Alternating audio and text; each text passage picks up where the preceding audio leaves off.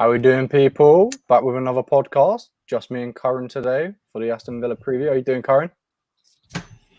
I'm tired, but we move. We just have to get through these. There's going to be a lot of videos this week. Last one without George as well, so we'll be rotating in and out a bit more. I think we're gonna freshen it up the panel a bit. But it's good to see you. It's good to see you, man.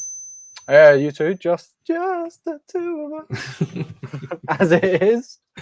So anyway, we'll get right into it. Initial thoughts of the game, mate. What are you thinking? How are you feeling? I mean, you know what it is? It's the fact that it's Villa, and it's not that it's a game that if I wanted a team to play, it would be Villa because they're kind of on the beach. Like it's not, they haven't really got a lot to play for. Like all these games we've got come up the next four. So Villa, Palace, Brighton, Southampton, they're all kind of on the beach, getting there ish, because not a lot, they don't really have much to play for.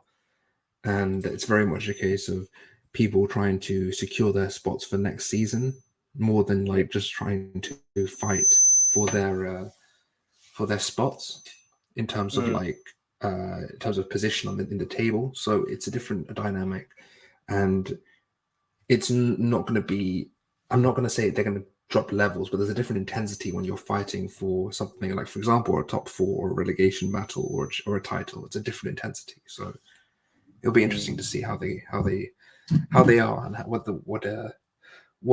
kind of challenge they deal for us. What about you? How are you feeling about this game?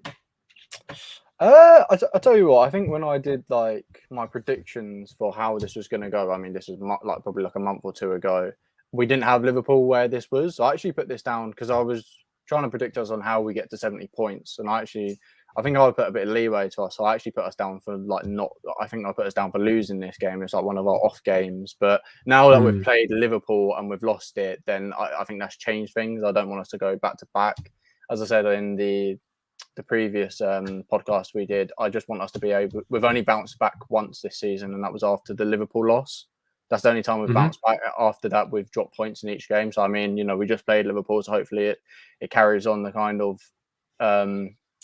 pattern what's happened before, and we've lost to Liverpool and we bounce back straight away. So I hope that we can beat Aston Villa. How are you feeling about playing Tony Adams regen finally against him, the boy?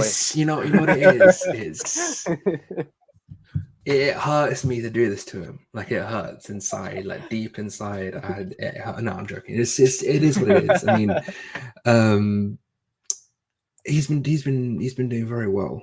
Very well. He's been playing as we all know he can. He's always been a really good technical player. So to have him in at right centre back as well, because you've got Cash on at right back, and a battle we're going to talk about later with Mings and Young, because there's no Digne. Yes, very much a case of he's got a proper role in this team, and I'm happy for him. I'm very happy because he's always wanted to be a centre back. I think he's deputized at right back because he's had to, but he's always wanted to be that right centre back. Someone who can spray a pass, someone who can win a duel. Good enough in the air. I mean, he's not great, but he's good enough. And especially if you've got someone like Konsa, usually you'd want next to him. But he's got Mings, which is, it is what it is. So it'll be an interesting battle. What do you think about this game in terms of setup? Because you've got quite clearly a 4-3-3 versus a more hybrid, as we've said, game state dependent 4-2-3-1, 4-3-3, a much more fluid system than a Villa, who are quite clear they're going to stick to this 4-3-3 and that's what they play. How are you feeling in terms of how we measure up and where the midfield battle will go? I think as long as we allow ourselves to control the game, I think in previous games there's been a couple, like the Leeds game, we allowed it to be a transition game, and there's been a couple games like that where Man United game, I think as well, where we've allowed ourselves to get caught up with the other teams and how they want to play in transition. So I think it's making sure that we don't allow that to happen, because the Aston Villa, the games I've kind of watched them play, the Southampton 4-0, they beat Leeds 3-0. They just lost 2-1 to West Ham. As much as I think Gerrard at the start of his tenure tried to get a stamp on this game and tried to get them playing around the back a bit more, tried to get them playing a bit more possession football, I think they end up going back to that transition team or very quick and frantic on how they play. I think they got caught out quite a lot because a lot of the time they play the two, Mings and Chambers are left very isolated, which I see like Cash does get involved sometimes, but they get left isolated a lot. And I think against Southampton, they got lucky, and I think they made the challenges in between in their final third, and luckily they capitalised and they were quick to transition. But against us, I don't think they'll get that luck. If you let us go like against only 2 players in your final third, we are putting the ball in the back of the net. We've got Bukayo Saka, we've got Emil Smith-Rowe. We're putting the ball in the back of the net. They're not going to get the same luxury that they got against Southampton. So I think we'll dominate. I think, our midfield battle, we just went up against Liverpool. We just went up against Thiago, Henderson and Fabinho, and Partey and Xhaka showed levels. They showed levels. Yeah. They controlled it, didn't they? They controlled it. I mean, we didn't get the win in the end, and it was unlucky, but both of them had great games. So I just hope that Arteta keeps to... I hope he doesn't have Xhaka as aggressively high as what he's had in previous games. Maybe something in between of the Liverpool game and previous games. If you can find a middle ground, that would be brilliant. What about you? How are you finding? I mean, this is the thing. The thing is when you have a 4-3-3 versus 4-2-3-1 battle, the key is keeping your pivot like not as aggressive, not as high, due to the fact that the 8s are so high in the 4-3-3. Making sure that your 2 pivot people, both of them win their duels, whether it be high in transition if you want to sustain pressure, or low if you're keeping a block. If you're going as we will, we're going to be trying to play the ball quite high and keep the ball. We have the ability to stretch their block low, and as well as push them back, their front line back, and basically just cut off the second our half of the pitch. What you're wanting to do is not allowing the 8s to spring in transition, and we have the physical specimens to be able to prevent a Jacob Ramsey or a Philippe Coutinho from really, springing in transition. You're not going to get Douglas Luiz sort of making these quick balls and springing their transition game as quickly, because it's going to be very hard to get past Thomas Partey and Granit Xhaka and Ødegaard, because Ødegaard will press Luiz. I don't think it will be the same as the first game, because the first game was very much a 3 at the back system, and we were basically just putting Lacazette on Luiz. I think we'll put Lacazette higher this time. I think Lacazette will be attacking the either a Chambers or a Mings, and Ødegaard will be sitting on Douglas Luiz and trying to just press him out of the game. I was going to say that. I was going to ask you about that actually, because of how we like to do that. If you watch Aston Villa and how they play Douglas Luiz, the kind of pass patterns that I saw happen, I looked at their pass maps as well, and it's mostly Martinez passes the ball to Mings, and you'll see rather Mings pass it straight to Digne, who's very high left, or you'll see him pass it to Douglas Luiz, and then he'll pick it up in the half space and try and distribute the ball. So do you think we're going to go to that system then, the man mark system like we did against Rodri? You think Ødegaard's going to be positioned to be sitting on Douglas Luiz the whole game? I think we will. I mean, the thing is, if you saw against Liverpool, for example, we quite clearly wanted to go systemic, and we went 2 at the top, and we had our fullbacks push, and we had our 8s try and basically occupy the zones in between the lines. Whereas with this, you'll see more of a look. It worked the first time. Why are we changing a working system? You press Douglas Luiz, you stop him from getting out, and I think he'll adapt as it goes, because he can quite easily say, "Look, just switch to go to zonal." But at the beginning, you have a pressing trigger. You have Douglas Luiz, who is not someone that I would say, especially with Ødegaard's work rate, is not someone that is going to be very press resistant. I don't think he's someone that's going to be able to handle the press as well as, say, a Fabinho or even a Rodri. Yeah. So it'll be interesting to see if he does go man to man, or if he goes for the the long press. So it'll be interesting. But for me, I just think we'll probably go 2-3-2-3, or and just try and basically isolate their first line of attack, which is obviously their back line, and then just try and block the passing lanes from getting out in attack, because the main danger from them is going to be runners in transition, because they've got Coutinho, they've got Jacob Ramsey, Ollie Watkins as well. They have runners, so they're not going to be someone that's going to pressure you into death and all this stuff. And you saw from the Man United game when they came back from 2-0 down, that game was drawn because they had willing runners into the box to create havoc, basically, on a pressured Man United. So it's not a case of like, I mean, Coutinho is a magician. Let's not lie. He's a creative. He's very, very creative, and you can't underestimate him. But the question is the system geared around his creativity, or is it geared around physical runners around him? And the question is that, and the answer is the latter. So, in my opinion, just make sure that you're not getting caught in transition, and this game is fine. I think that's their main threat. Yeah, I would agree with that. I think, as you said, there's always that Jacob Ramsey. He always comes and enters the box late. Danny Ings and Watkins, they play that kind of two up front, even though they're playing a 4-3-3. So they've got two strikers. Coutinho kind of plays that free role. So if we're looking at lineups, what are you thinking? Are you thinking it's the exact same lineup as we've had the last previous couple of weeks? Or are you making any changes because of rotations, and we've played 2 games already in the last 4 days? I mean, the issue, because they obviously had a week, right? So Yes. the week to prepare for it. And I know it's the issue for me is not it's not even Wednesday, Saturday. The issue is late Wednesday to early Saturday. That's the if it was 7:30 on a Saturday, I don't think anyone would even give a shit. But the fact is they've gone, fuck you. We're going 12:30 Saturday. I don't give a shit what you say. They might as well put us Friday night. They don't even. There's no like it doesn't take just some human decency to realize that, look, we've had a team that plays midweek. This other team has not played in a week. Just put it late so they at least have time to get up, get ready, and go again in the evening. And it's not like we don't have games at Christmas time, and that happens. But the issue isn't about the timing of the games in terms of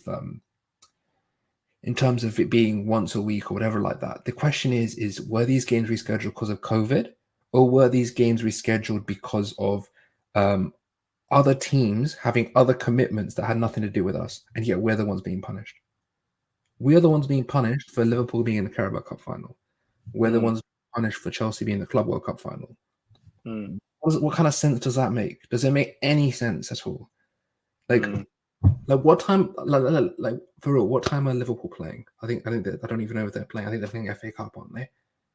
They must be. Yeah, I think they're playing FA Cup. I don't know when they play. So this is the issue is are we going to have? We're punishing teams for things that aren't nothing to do with them. In reality, this midweek game that was just gone should have been Spurs, because that was the game earliest, right? The earliest game that was rescheduled, nothing to do with that was nothing to do. They could have played that Spurs game in February. Yeah, we had 3 games in February. We had 3 games, yeah. But yet people are somehow twisting it to make it look like somehow we've done something wrong. The Spurs game COVID cancellation was done by the rules and regulations of the Premier League.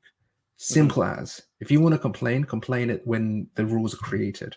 But no one's complaining about all the other teams that have done. Like, we were the last team to do that, by the way, before they changed it. Spurs had like a vacation for like a month or something ridiculous. The whole reason they had all those games in hand was because they took 2 or 3 weeks and closed everything down. The whole reason they went in the Conference League and they got knocked out was because of that same shit.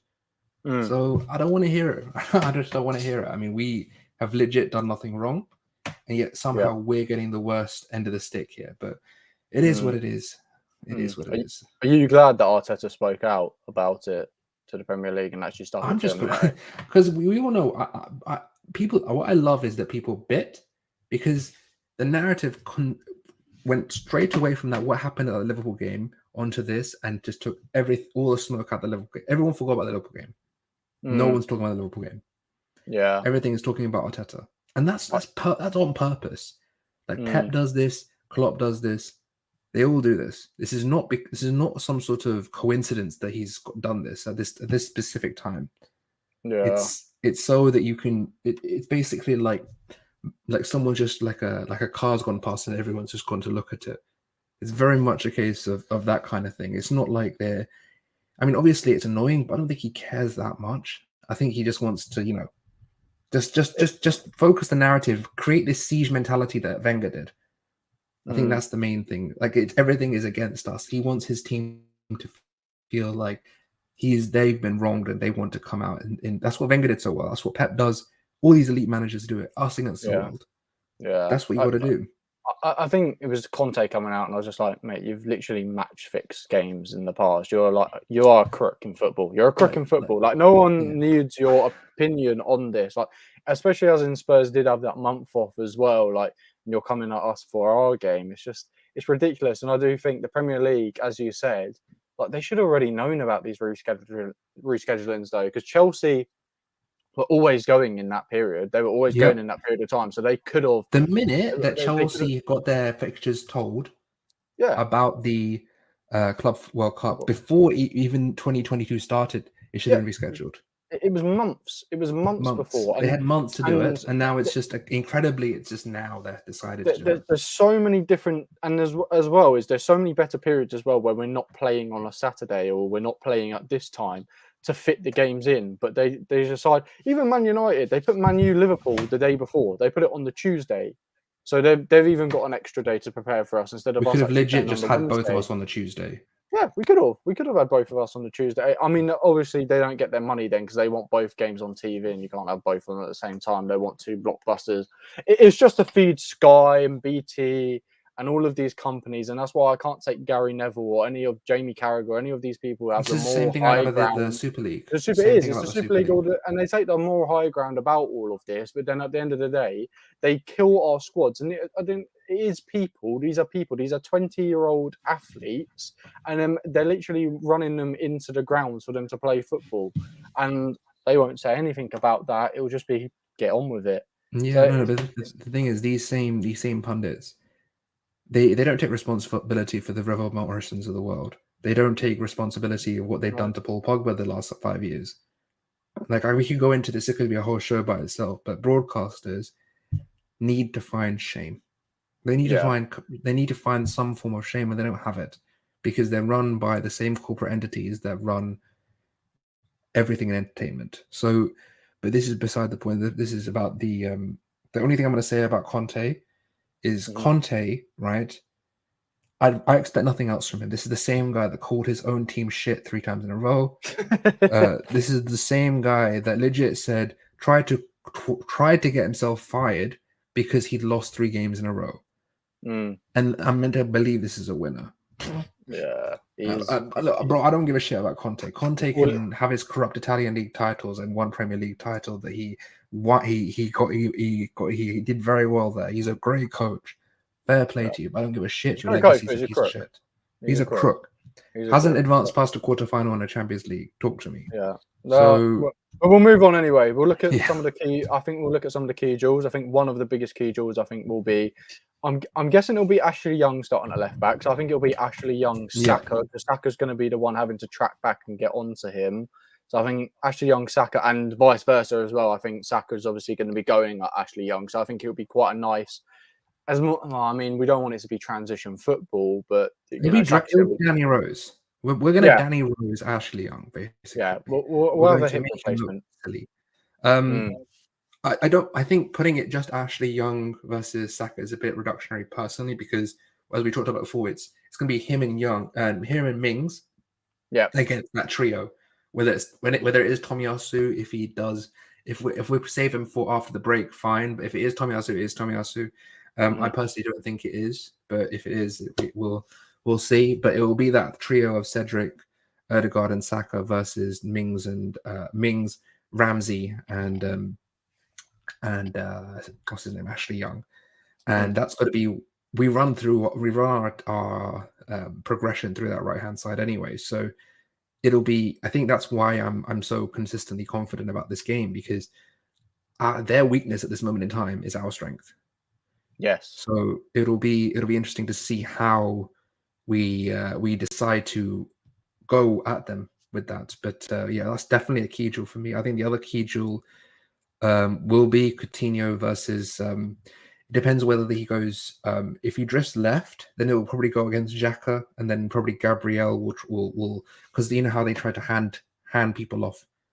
So it will be Granite tracking back, and then Gabriel will come and hit him. So it will be Coutinho versus that on that side with Tierney. So basically Coutinho, Cash, and Watkins probably because he'll drift to the left against. Coutinho is normally on the left, isn't he? He's normally on the left. So That's sure what I'm saying. Coutinho on the left will and Cedric. Sorry, you're right. White and Cedric. Yeah, so it'll be Cedric right and Partey. Yeah. So Cedric will come up against. He'll try and basically they'll try and run it through there. You're right. Just getting my head wrong. So yeah. So Coutinho will drift into that left half space and try and basically pop up in free space, and that will be the main thing. That will be where we have to. I don't know if we'll go man to man. I think we'll go zonal. I don't think we will go. Just put someone on him and just sit on him. I think we'll go. I don't think we'll adapt our game for them. I think we'll try and play our game. I don't think the issue is if I don't see him being able to. I don't see Aston Villa pushing us back for a significant amount of time for him to really get in those spaces, and that's when I'm a bit more confident. Ramsey on the right will be a different issue. I think we need to make sure, as I was saying with the Liverpool game, we were talking about that spacing behind Xhaka, and Ramsey is a very good operator. So this is why I'm hoping we go back to a more pivot style, because I just feel like a lot of the teams coming up, they're probably one of their best or their best player is on that their right side, our left side. So just stick to the pivot, be a bit more conservative, have Xhaka run because he's doing that so well. But just be conservative, do your work, and then track back and be a bit more. Because I don't see obviously we'll go back to our normal 4-4-2 block. We won't go to a 5-3-2 like we did against Liverpool. We'll step on the front foot. I just hope there's no nerves and no fatigue. I'm hoping this is one of the only times I'll say this. I'm hoping for 60 minutes of Saka and just bring Pepe to finish. And 30 minutes Pepe. Yeah, hopefully. I think same with Emil. I think Emil starts and then Nelly come on, or vice versa. Just be a bit more. Just be take your time with these kids and just they're going internationals anyway. They're probably not going to start a lot of games. I think they're just going to be in squad training. So just breathe, reset. What do you think? I think another key jewel is Odegaard on Douglas Luiz. I think Douglas Luiz, he is vulnerable to lose the ball, and when he does, I need the ref to set precedent in this game because Douglas Luiz loves a foul, kind of like Rodri does against City. You see him make loads and loads of tactical fouls because, as I said earlier, when they sit with these two at the back, they're very, very vulnerable, and teams do like to break away. But you'll see Douglas Luiz come back and make that tactical foul. Ref needs to set precedents early on. I don't want any of this. Douglas Luiz is making 4 or 5 fouls when we're on these counter attacks, and he's getting away with all these challenges without getting a card because that costs you games at the end of the day. If you're getting all these counter attacks and someone keeps breaking them up, you need them to be punished for it. I think another one, if Smith Rowe plays, this is the game for him. I need Smith Rowe to start this game. The amount of space Aston Villa leaving behind them. I hear it. In the essential areas, we need a ball carrier who can take that ball, bring it on, great ball striking. We need that in our team, and I think Nelly has played a lot of minutes recently. I thought he ran ragged against Liverpool as well. The amount of tracking back, the amount of defending he had to do, and then he was our ball carrier as well. The amount of times he went up Trent. I think he does deserve a well-needed rest, and he's been excellent for us. He was fantastic in that Liverpool game. So I think this is definitely the time for Emil to shine. He shined last time we played Aston Villa. He got a goal against him, and he may have got an assist as well. I can't remember if he got an assist. Oh, it was that that one that kind of ricocheted. Yeah, ricochet. I remember the goal. I just can't remember if he got an assist in that game. I don't think he got an assist. We can check that, but I don't think he got an assist. But definitely a goal. But he absolutely shines. I think I definitely think we need that, and I think as you highlighted as well, is if we're going back to this pivot, then Tierney needs to be higher, and who works best with Tierney? Smith Rowe. When Tierney's higher and Smith Rowe's and Smith Rowe can go on the inside a bit more, it's so much better because he's so much better at going into out than Nelly is. We know what Nelly's capable of. Smith Rowe's he finds it so much easier to do that. So get him in those positions, and he's been deadly this season. Like the goal against Brentford, I could easily see him recreating that against Aston Villa. So again, I think Matty Cash v Emil Smith Rowe, I think that'll be a deadly duel as well, and I think that's one we could definitely capitalise on. Did you, lad? I haven't heard anything about Louise. I think even the Villa guys that I know have said that Louise is starting. So I don't know, but if he is, he is. That would be cool. I don't know who they have in reserve. I know they have this amazing project, but I don't know who their backup CDM is. Sorry, lad. See, I don't know. I don't know if they'll change the pivot then and go like McGinn and that. What's his name? I don't know how to pronounce his name, but they might do that. For your sake, I don't think you should have. I'm not gonna. Don't try. I'm not gonna try. I'm not gonna try. Okay, but it sounded dangerous. That's all I'm gonna say. Yeah, I'm not gonna do it. I don't want to be. So do you want me to do Villa? Do you want to do Villa in terms of lineup prediction? Oh, you can do like lineup prediction if you want to do it. I mean, I'm happy to do it. Yeah, I'll do. I mean, for me, I think Villa's quite easy to set up. You can do. It'll be Martinez, Mings, Chambers, Cash, and Young, and then it will be Coutinho, Ramsey, Louise with what do you call it? Will it be Bailey? I don't think it'll be Bailey. It'll be no. So I think it will be. So you'll have Douglas Luiz, you'll have John McGinn. You have John McGinn and then Ramsey, and then you have Coutinho up high on the left hand side, and then you have Ings, Watkins. Right. You have Ings and Watkins. That'll be. I think that's Watkins. Yeah. That makes sense. That makes sense. Yeah. Because I was thinking, because the thing is, because I do like McGinn. I think McGinn's very good. It's very good. I struggle because it will be difficult to see whether he, because Ramsey's Coutinho's so creative. I don't know why he doesn't like having Coutinho like in the 8.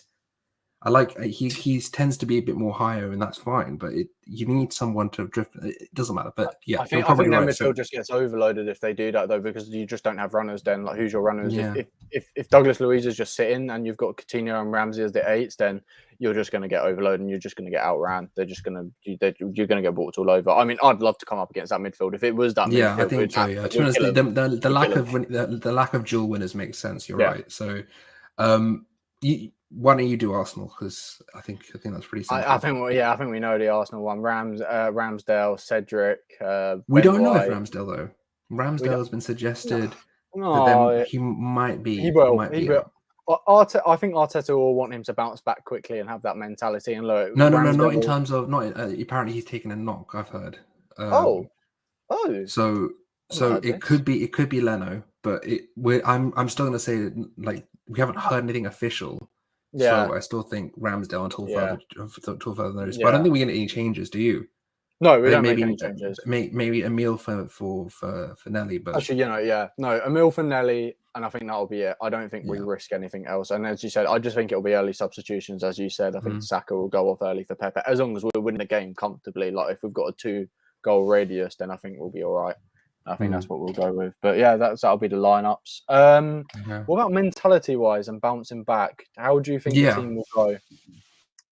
Because I mean, as I said, I don't think there's a better team I would like to face in terms of just the amount of injuries they have to key players, in terms of areas of strength we have, in terms of on the beach ability as well. I'm coining that. I don't care if that's a word or not.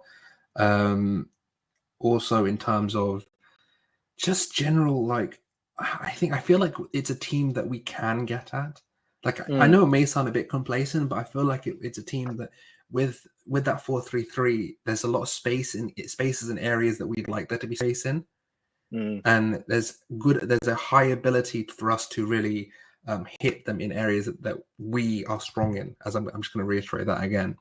So this is why I've gone for what I've gone to. I've got everyone's prediction, by the way. So this is why I've gone for what I've gone for, and I think this is a good game.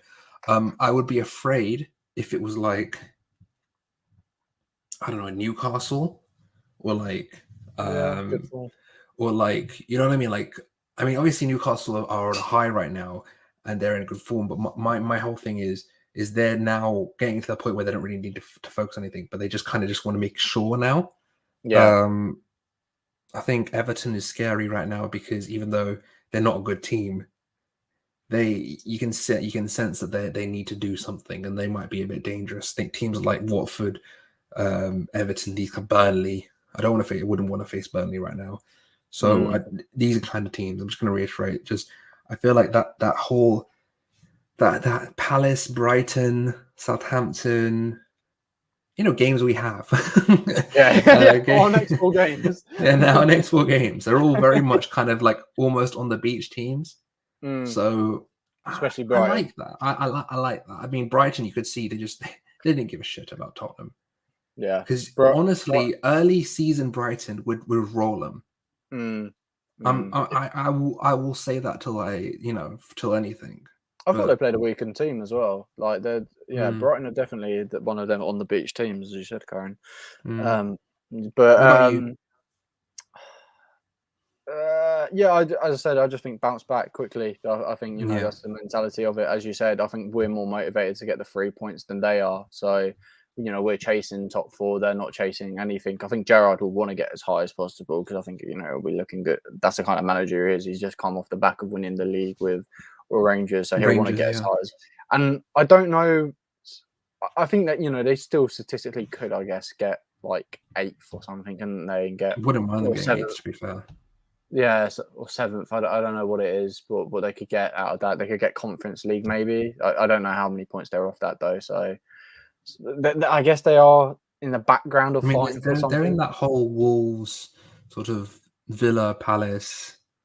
You know what I mean? Like good teams, but like aren't blowing you away type teams. Like Wolves were in that fighting for top 6 thing, but now it just feels like they've lost a bit of steam. Momentum. Yeah.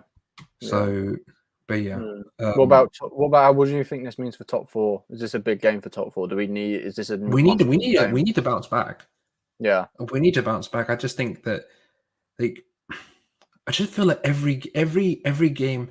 Like, I don't know if you remember, but every game in that first 10 game run this is crucial. This is amazing. This is the be all and end all. This is our lives are depending on this game. No. You win things and you get to where you want to go by consistency. It's not about one game. So please, can we just like I was saying on the last stream, like the games are in our favor. When we have less games played, we have more points. Just take a breath. We have to play Spurs. We have to play United. Spurs. I mean, sure, we're away, but it's a derby. And I know we haven't done well, but they aren't doing well either. They're very much like this, and especially at home, they're not exceedingly good right now. I mean, they started off very good under Conte. I mean, but there was, for example, I think wasn't it the Burnley loss or Burnley draw? I think they drew at Burnley. They lost to Burnley. I think Burnley they drew away, wasn't it? I'm pretty sure, but they've lost 1. I think no, they've still got to play Burnley, don't they? So they lost 1-0 against Burnley. It was a Ben Mee header. That was at Turf Moor. That was I don't know. I don't think because I remember I did a thread on that game. They're like, I remember that I think Southampton was at Tottenham Hotspur Stadium. Yeah, they lost 3-2. Yeah, they lost 3-2. They lost 3-2. But what I'm saying is they're not very like consistent. Especially like they used to be when Conte first came in. You remember they drew to Liverpool and started off quite well at home. But then now it's sort of like everything's just a jumble. And United away, it's not 2021. We're not getting a penalty for Fernandes every game, so we'll see. I mean, Ronaldo could still do Ronaldo things against us. He does love playing against us, but it's a whole different kettle of fish. I don't know. For me, that I don't even see them games as being as important. I think if you do the business against the smaller teams like we have this season, you can go and lose them games. You can lose Man U, you could lose Tottenham, and you could lose Chelsea. You could lose all 3 of them games. But if you do the business against the other 8 teams that we've done the business against this season, like especially in this run we're on, the last 12 games, 9 wins, 1 draw, 2 losses, and that's the Liverpool and City. We're doing the business against the rest of the league. So as long as we stay consistent in that department, them games don't even really matter. They're just bonuses. They're just bragging rights at this point. It's the others. Wins against the top 6 are what differentiates teams chasing for 4th and teams chasing for the title. Yeah, right. Exactly. That's what it is, right? And thank you, Chaos. it's difficult when you're here. Sometimes you just forget what it is. It's Wolves and Southampton. They lost at home, but yeah, they've lost 5 games. They've won 5 games. Their last 10. Spurs. and that United are Wolves going to game. be consistently there. Yeah, Say again? that Wolves game as well, where they played at home. I've never seen a more dominated performance Do you from remember Wolves. the Lloris little like flap? Yeah, if the little flap, it was awful. I don't know It what he was was so doing. bad. It was and like the defending there. It was pinball as well. It was disgusting Yeah. to watch. But they absolutely got dominated. Like Wolves, we've talked about Wolves and their attacking outlets. I've never seen them look so dominant. Like if you watch the Mhm. highlights of that game, all you see is Wolves chance after Wolves chance after Wolves chance. Like Tottenham aren't very good at home, and I think you showed the prediction table of what that Spurs fan No. did yesterday. I just don't see them getting anything like that. It's really they're so inconsistent and Like so United. very, very, very quickly, 5 wins on a bounce. 4 teams have done it, and we only joined that recently. So, and people have said we were on a great run. So, Yeah, to see Spurs being that consistent is it is. But I said it yesterday. We're going to clip it and put that as a video by itself. yeah, But yeah. what I'll Moving say on, to you is I think we should move on to predictions so we predictions. can. Yep.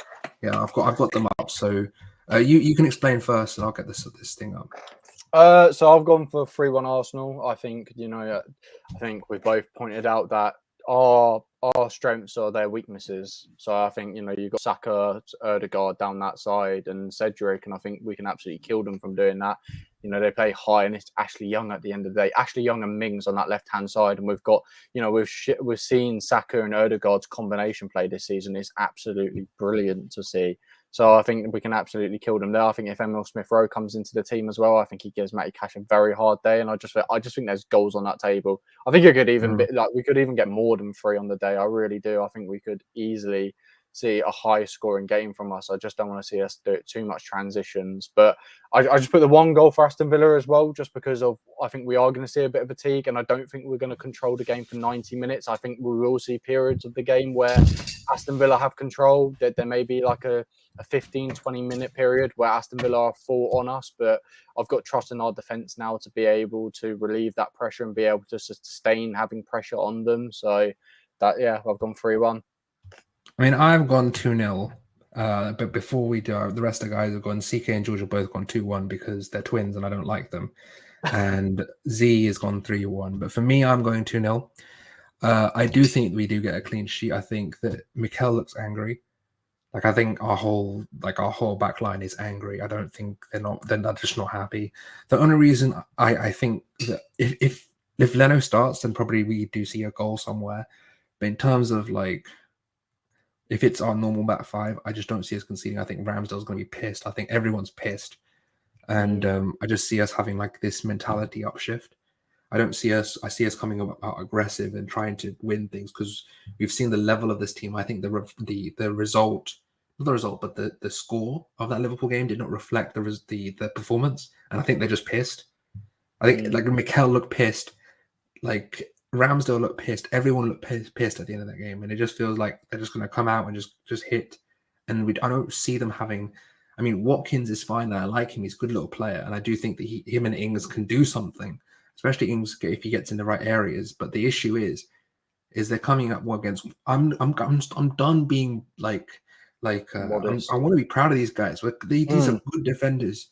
White and Gabriel, good defenders. I don't care about this era that Gabriel, he's a good defender. White is back in this England squad. Congratulations, Benjamin. He's done very well. He deserves to be in that England squad. So these are good defenders, and I do think we see a clean sheet. Yeah. And then we come into 24 hours later and they've scored like 3. But no, it's it is what it is. But yeah, anything you want to say before we go, Willow? Yeah, to be honest, I'm just enjoying this period of because we haven't had it this season where we've played so many games in one time. As much as I'm annoyed, videos, man. Every day is like at least 40 minutes of content. It's just like you guys can't get rid of us. Lucky right now. Yeah, you can't get rid of us. No top 10s right now. It's been difficult, but I have enjoyed as well. Like I've enjoyed it as well. It's been nice, and it's been nice to be on with the boys and to see all the interaction from everyone. So again, we're just very happy to have this, have the audience. We're very pleased that everyone can be here, be interacting still for so many videos. So I'm just very thankful, and I'm just enjoying it, man. It's just been very good, and I just want another 3 points. I think we've got an international break after this for 2 weeks, so I just want to end it on a high. Yeah, 6 points out of 9 in 6 days. That's top 4 run. That's top 4 form. And all these that's people fine. talking to us I'll about, take that. oh, well, you know, oh, are Arsenal ready for Champions League football? You know, if we're getting 2 wins out of 3, that is Champions League kind of form to be able to do that. So I'm just enjoying the ride. What about you, mate? I just look. I think that we will always. I feel like in terms of like the response to Liverpool, it wasn't as bad as I thought it was. Maybe I've just muted the right people, but for me, it wasn't as bad as I thought it was going to be. Little tired, but we Yeah. move. We've got to get back and just get into this groove, and we're gonna have spaces and content for you coming up. And I think that's a good transition into getting into these final words. So please do, if you have enjoyed the content, please share with your mates, share with your family, do what you do. We're going to be obviously doing a review, and George's return will be on Sunday for the review. I know you might have missed our stupid robot, but yeah, he'll be back. Please like, comment, subscribe. If you do want to be a member, it's not that much money. I really do it. We are trying to we are putting things in the works to do some great member content. We've given you some examples of things we were going to do, and we're just going to keep getting better and better. So if you do want us to join up, please do. Please follow everyone on Twitter. I personally just put a thread on someone that a lot of people are talking about, Mateus Nunez, on Twitter. If you want to check that out, at my Twitter, current BoP. Willow, you can shout out your one as well, mate. The one Willow baby. And I do also want to back up as well. Make sure you watch that. You look at that current thread as well. It was a good thread. Very good thread. Thank you. Make sure you follow everyone else at Priv's tweets, at GeorgeV_AFC, and at CK Football. Follow the channel Twitter on at BOP Footy. Follow the TikTok at Ball of a Passion. And if you do have any suggestions in terms of things that you want to see, in terms of content, do let us know. I remember Yo-Yo putting something about we haven't decided the forfeit yet, which we're going to getting ready for Willow for when he does lose. But I'm going to soon, literally, now that I remember, as soon as I've done this, I'm going to take the comment from Yo-Yo and just make a tweet out of it and put just say comment your suggestions on the Twitter. So get creative, people. He's coming back. He's saying I'm coming back with games in hand. games in hand. I'm coming back. Yeah, audio. You know what? I will handle the audio. I'll try and do something for the Spotify. So we'll try and get that sorted. But yeah, for now, let's see how it happens with this Villa game, and then we can hopefully go into the international break a bit more happy and calm. And we will see you guys probably Sunday. I'm not sure on the time yet. We'll inform you when we do, and probably be 10 minutes late when we do say that. And we'll see you guys soon. Peace, guys.